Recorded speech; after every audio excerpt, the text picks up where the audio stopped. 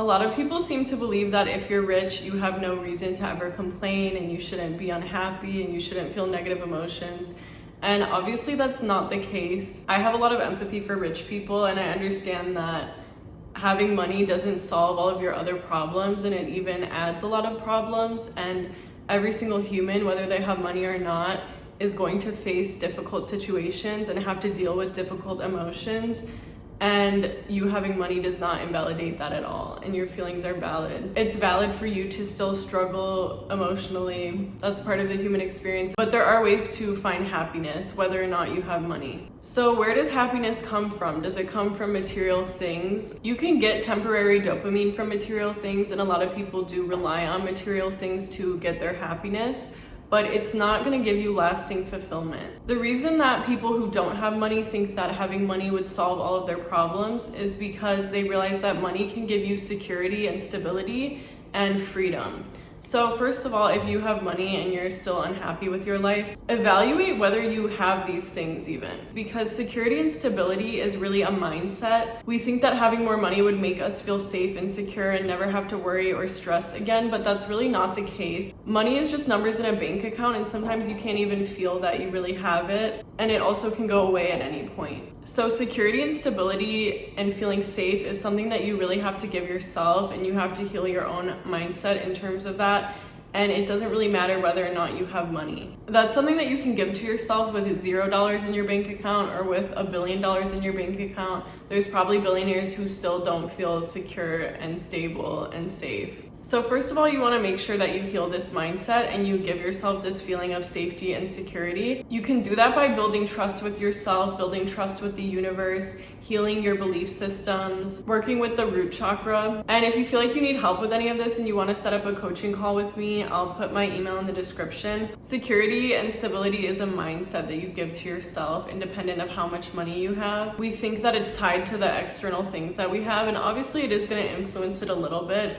But in reality, it's up to you to heal your own mindset and build trust with yourself and build trust with the universe to protect you and provide for you. The other thing that people think money gives you is freedom. And obviously money can give you freedom, the freedom to do what you want and spend your time in the way that you want. But there's so many successful people, so many rich people who don't have freedom, and they feel that they have to work so hard, work all the time, work more than the average person in order to maintain their wealth. Or sometimes people have freedom, but they just aren't even really utilizing it in the way that they want to be. So ask yourself, do you feel that you have freedom? Are you happy with the level of freedom that you have? And if not, how can you give yourself freedom? And you might have a belief that you can't have freedom if you have wealth, and that's not true. You can definitely have both, and you can restructure your life in a way that allows you to have both. Also ask yourself if you have balance in your life. Do you have time to prioritize all of the things that are important to you and that make you feel fulfilled? Do you feel fulfilled by your connections and your friendships? Do you feel fulfilled by your love life? Are you happy with your love life?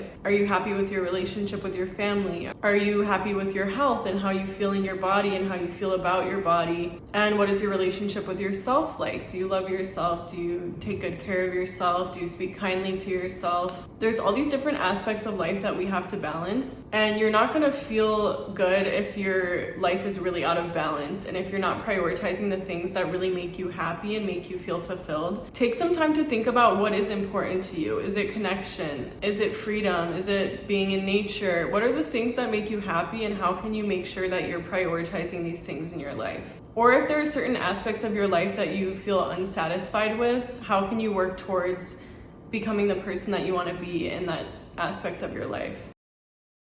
Depression can come from a few places. I think that one of them is that our souls came here with certain desires, with a certain purpose in life to fulfill. I think that before we incarnated into this lifetime, our souls wanted a certain life experience, and we wanted to hit certain milestones and achieve certain things and experience certain things.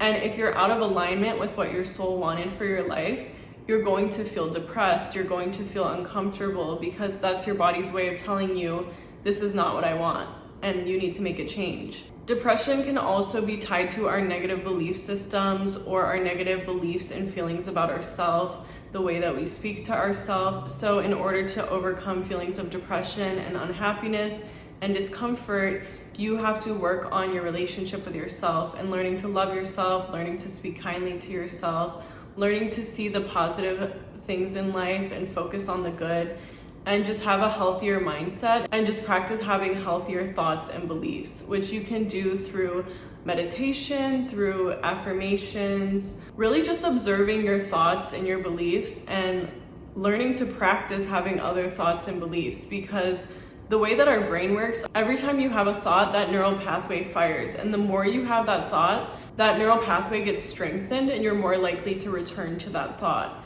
So by practicing having positive thoughts and positive beliefs, you're gonna strengthen those neural pathways instead over time, and you're gonna start to automatically have those more positive thoughts. And those more positive thoughts are going to release happy chemicals in your body and in your brain. It's important to change the story that you tell yourself about your life and about yourself. Reframe the way that you look at your life and the way you look at yourself and what you believe is possible for your life, because truly anything is possible. You can have anything that you want in this lifetime. There's no reason to limit yourself and to feel upset that you can't have something. You can literally have anything you want. This is a spiritual world. We experience anxiety and fear because of past experiences and your associations with past events. Sometimes a current situation will trigger this fight or flight response in us because our body perceives there to be a threat. The reason that you think something is a threat is because you faced something similar in the past and you dissociated, you disconnected from your body and your emotions, or maybe you distracted yourself and didn't fully feel that experience. And so your brain thinks it's not safe for you to have that experience because you literally couldn't fully experience it. You had to distract yourself and disconnect from the experience. And so we can actually heal our anxiety and our trauma responses by learning to feel our emotions and be present with what we are experiencing. I'm not gonna go into that too much in this video. I have a bunch of other videos about it that I'll link below. And if you want help releasing your anxiety and healing your trauma responses, I have a workbook to help you with that, to help you process your emotions and heal those trauma responses. And so we can heal our anxiety by healing our associations with things. And you can heal your associations with things by feeling your emotions as they come up and facing these situations and handling them in a different way.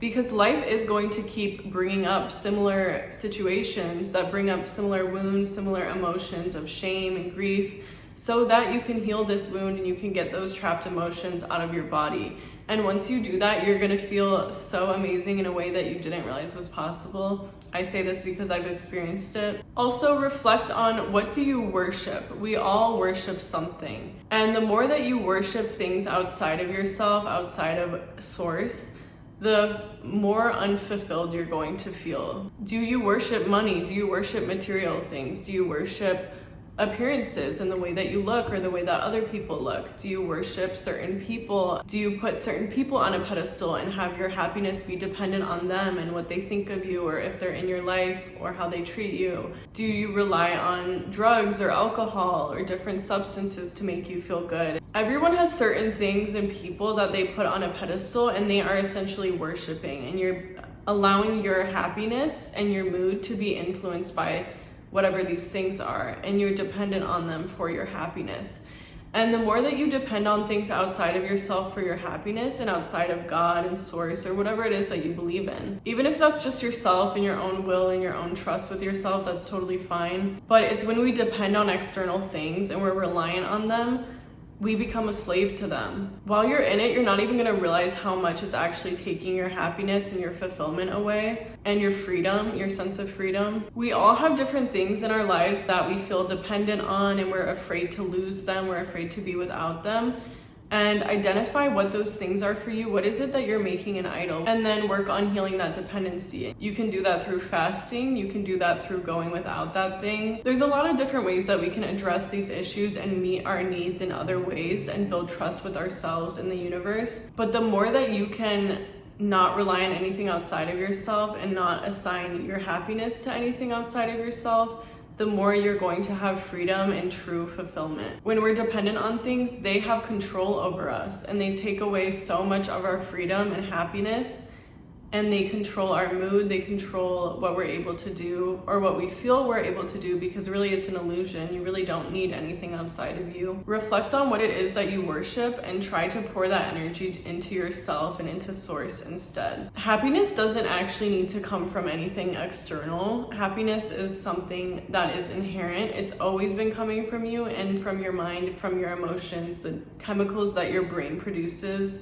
from your thoughts, and from the things that you put into your body. So I know we think that if we lose certain things, we'll lose our happiness, or if we gain certain things, we'll gain happiness, but it's really not the case. That's not how happiness works. Happiness is something you can give to yourself at any time, but it does take time sometimes when we have all of these unhealthy thought patterns. It can take time to get there, and that's okay. But stop associating your happiness with external things and realize that your happiness has always been coming from within you and from the way that you perceive things. And if something outside of you is making you happy, that's because your thoughts are allowing you to be happy because of that, if that makes sense. There also is an aspect of taking care of your body that is involved in healing from depression and anxiety. We also do need nutrients and sunlight and exercise in order to not feel depressed and anxious. You're a living being and you need to take care of yourself. Your brain can't even synthesize certain neurotransmitters if you don't have certain nutrients and amino acids from the food that you're eating. So it is really important to eat healthy, to take care of your body, to get exercise, to get sunlight. Sunlight is extremely important. You need vitamin D. All of those things are really important as well and should be things that you're prioritizing. Also, if you're really struggling with anxiety, it's important to detox your body from environmental toxins. Especially in America, we're all exposed to so many chemicals and toxins. And the safest and most efficient way to detox is really just to reduce your exposure to them. I really do believe that me using healthier makeup products, healthier cleaning supplies, reducing my exposure to heavy metals and synthetic fabrics that have formaldehyde and all these different toxins on them, or perfume, things with fragrance, candles. I really believe all of that played a role in healing my anxiety as well. And so if that's something that you struggle with, I definitely recommend looking into the products that you're using and the things that you're being exposed to so that you can be healthier and feel better. Because being exposed to toxins can put your body in fight or flight and dysregulate your nervous system. I'm gonna continue to make videos diving into these topics more. It's a lot to include in just one video, and if you want help with these things, you can set up a coaching call with me. I'll put my email in the description. I also would recommend getting my workbook for processing emotions to work through your anxiety and to build trust with yourself and heal your different trauma responses. Thanks so much for watching. Don't forget to subscribe, leave a like, leave a comment, and hopefully I'll see you in my next video.